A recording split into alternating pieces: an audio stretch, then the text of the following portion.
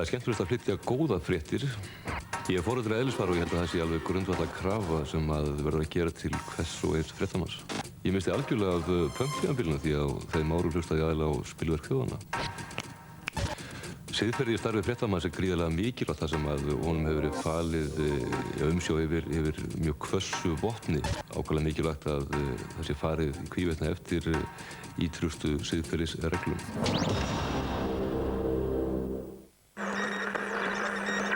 Ný rödd í mannhafið. Radíó 103,7. Rödd heiðarleika og ungæðingsháttar. Engin smá auglýsingaleikur DFF og Bylgjunnar.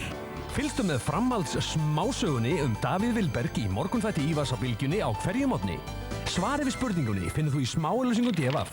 Safnaðu saman réttum svörum og þú getur verið á leið í vikurfrí með alla fjölskylduna í sumarhús í Hollandi með Samvinnuferðum Landsín. 10 aukavinningar daglega á Bylgjunni klukkan 2:30.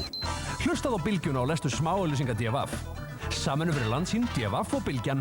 Björt og brosandi. Heitar umræður sex í Reykjavík. Sitt sýnist hverjum það efni sem bar fyrir sjónir í þessum athyglisverðu þáttum og örugglega hafa margir eitthvað til málanna að leggja. Sex í Reykjavík. Umræður. Næsta miðvikudagskvöld á Stöð 2.